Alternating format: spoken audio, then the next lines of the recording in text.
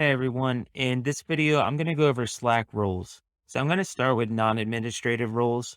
So invited members have been invited to your workspace, but have not accepted their invitation yet. They can be added to a channel, they can be mentioned and sent a direct message by other members.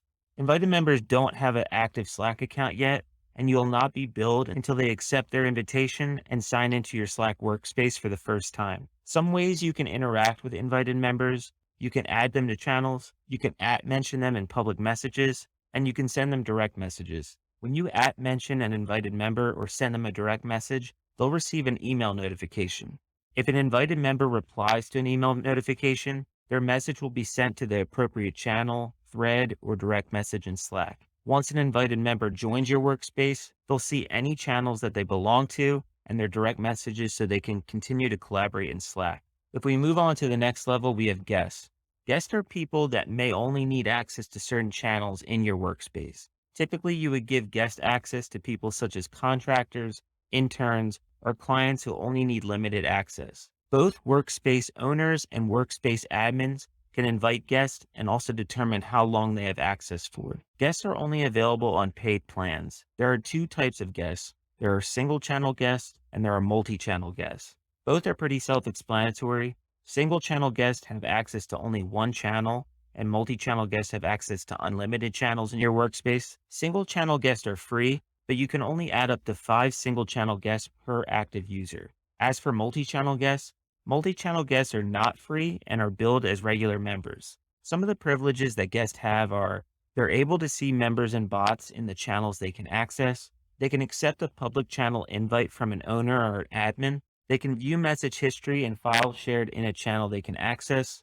They can direct message members in the same channel. They can upload files, and they can start group calls with members in the same channel. Some additional privileges that just multi-channel guests have are: they can start a group DM. They can create a private channel and invite other members to it. They can accept private channel invites from any member, and they can use Slash commands. To round out the non-administrative roles, we have members. Members are simply people that have joined your Slack workspace. They can use Slack to communicate and collaborate with members in its fullest extent. Members can do everything that guests can do, and also can do things such as join any public channel. They can delete their own messages. They can create a public channel. They can add apps and integrations. They can mention user groups.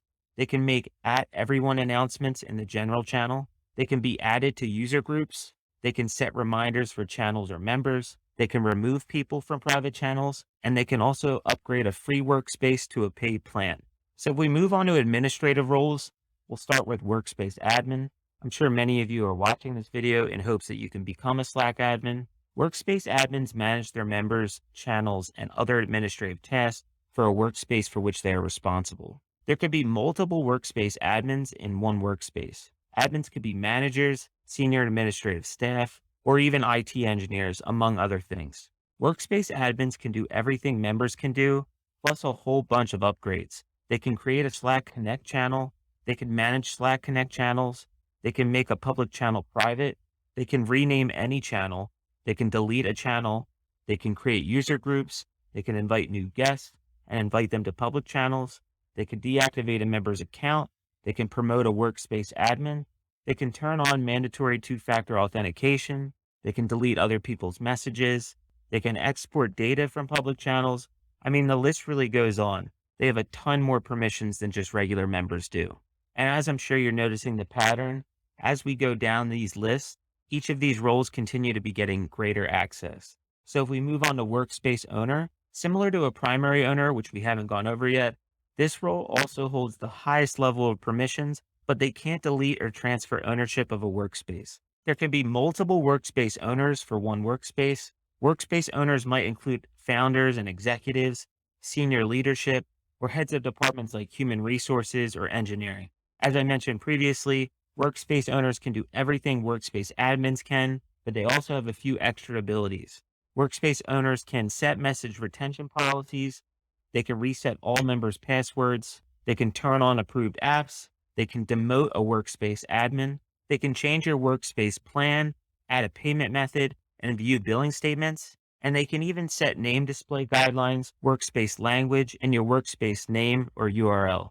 And finally, if we move on to Workspace Primary Owner, every workspace has a single primary owner who holds the highest level of permissions. Primary owners can access high-level administrative features like billing, workspace authentication, access, security policies, and much more.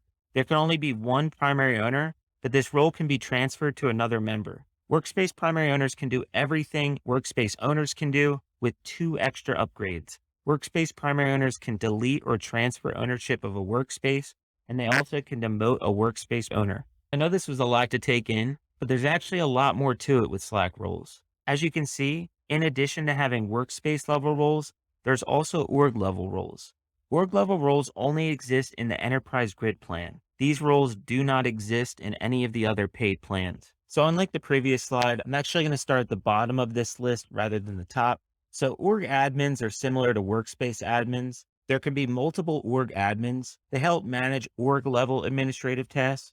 So org admins can do everything that workspace owners and admins can do. And in addition to that, org admins can manage Slack Connect channels. They can create a new workspace. They can create a multi-workspace channel. They can set default do not disturb hours. They can set the edit and deletion policy of your org.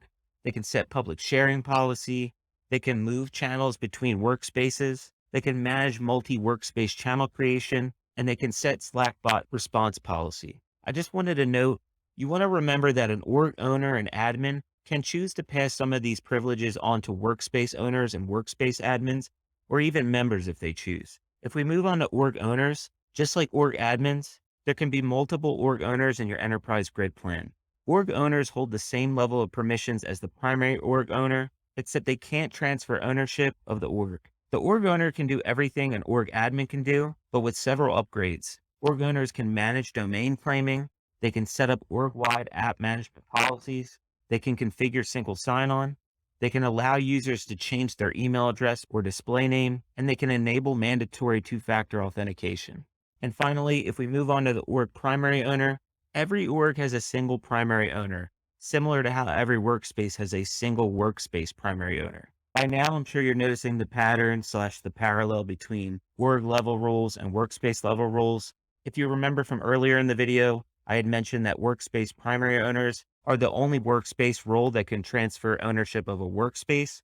And as you can see, the same holds true for an org primary owner, except instead of having the ability to transfer a workspace, org primary owners have the ability to transfer ownership of a whole org.